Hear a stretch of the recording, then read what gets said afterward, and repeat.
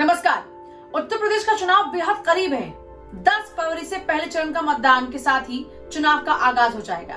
हालांकि नामांकन को लेकर भी प्रक्रिया शुरू हो चुकी है। सबसे खास बात यह है कि इस दौरान में बीजेपी से भगदड़ मची हुई है।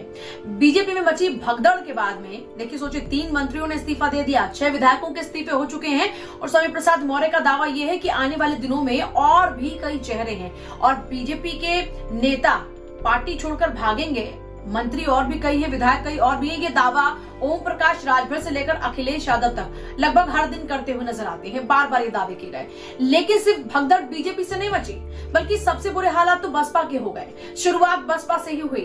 बसपा के ही कई विधायकों ने पहले बसपा के खिलाफ मोर्चा खोला और कहा कि मायावती तक उनकी पहुंच नहीं, वहां तक बात नहीं पहुंचती, इसलिए अब वो पार्टी से विदाई ले रहे हैं और उनका मोह भंग हो रहा है। आखिरकार चुनावों की तारीखों के ऐलान के साथ ही बसपा वाले विधायकों की भी एंट्री समाजवादी पार्टी में हो गई। सबसे हैरत की बात यह है कि बसपा सुप्रीमो मायावती की राजनीति भी ट्विटर तक ही सीमित रही, लेकिन अब जानकारी ये मिल रही है कि सोए हाथी को जगाने के लिए बीजेपी पूरी कोशिश कर रही है।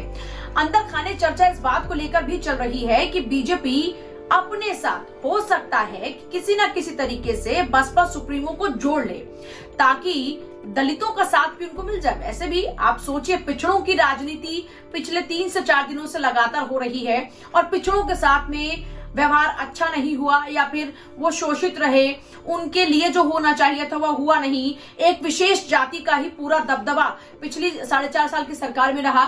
ये तमाम आरोप बीजेपी के खुद के कुछ विधायक और मंत्री लगा रहे हैं और समाजवादी पार्टी के मुखिया अखिलेश यादव लगा रहे हैं।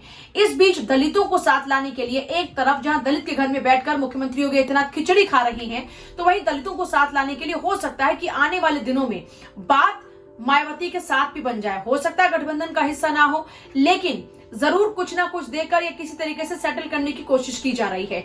जहां सबसे बड़ी बात क्या जानने का विषय यह है कि आखिरकार बीजेपी ऑफर क्या कर सकती है। तो देखिए, जानकारी के मुताबिक जो अभी चर्चाएं चल रही हैं उस आधार पर हम बात करें, अभी तक इस बात को लेकर कोई कंफर्मेशन नहीं है, लेकिन हाँ चर्चाएं खूब हो रही है राजनीतिक गलियारों में कि 3 राज्यसभा सांसद से लेकर राष्ट्रपति और उपराष्ट्रपति पद जो है वो मायावती को दिए जा सकते हैं, अगर वो बीजेपी के साथ उनके समर्थन को राजी हो जाती हैं। यानी भी किसी ना किसी तरीके से अगर वो बीजेपी को अपना सपोर्ट दे देती हैं, तो आने वाले दिनों में जिन बातों का हमने जिक्र किया या जिन पदों का हमने जिक्र किया, हो सकता है कि वो मायावती के खाते में चले जाएं। तो ये हो सकती है बीजेपी और मायावती के बीच में डील, जिसके जरिए इस हाथी का फायदा कमल खिलाने में बीजेपी जरूर ले सकती है।